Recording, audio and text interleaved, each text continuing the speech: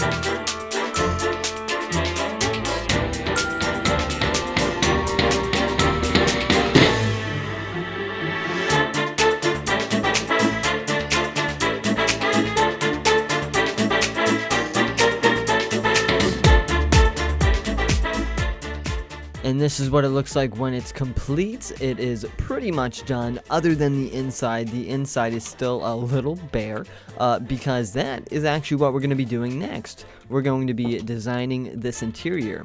But first, we need to go collect a few things. Guys, I don't mean to panic, but I think I'm being followed. I'm just kidding. But the reason why I brought these sheep up here was to dye them and change their colors to colors that I actually need. So the reason is so I could get carpet, cyan, red, and gray carpet to be specific.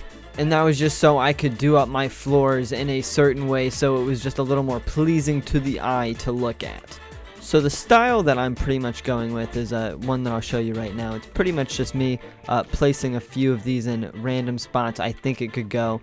This is going to be the main area, living area, so it's going to be very interesting. I'm going to have a door here for a little deck that I'm going to put out later. These are going to be fences that I'm going to want.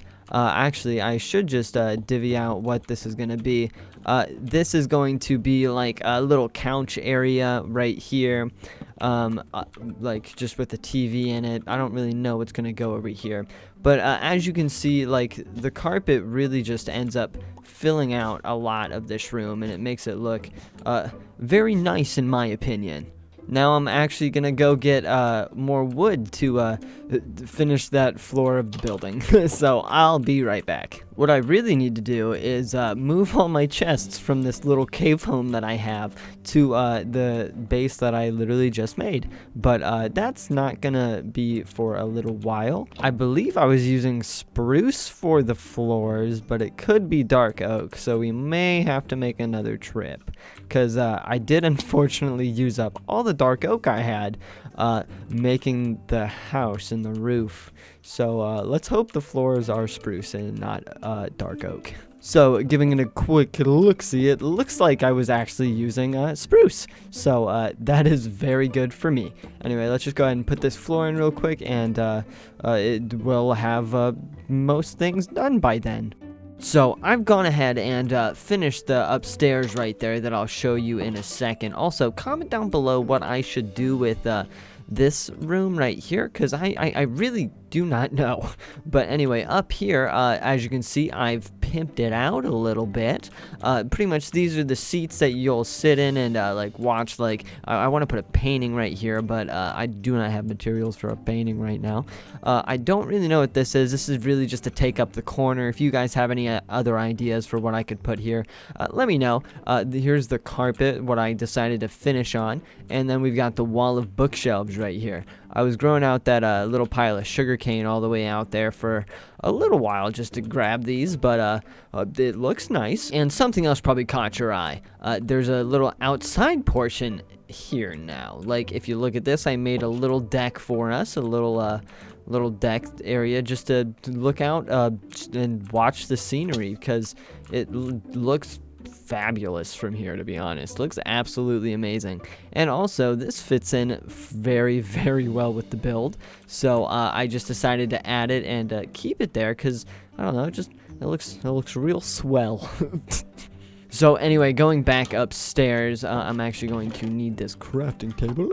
If we move up here, so this living room is pretty much done, but I did want to do a little bit upstairs here with you guys. So I've designed it just a little bit. I've really made it 2 sections because it felt like a really large area that I did not know what to do with. So I sectioned it off, which is always something you should do if a build just looks a little too empty, is section it off, make it a little smaller, and everything fits in really, really well.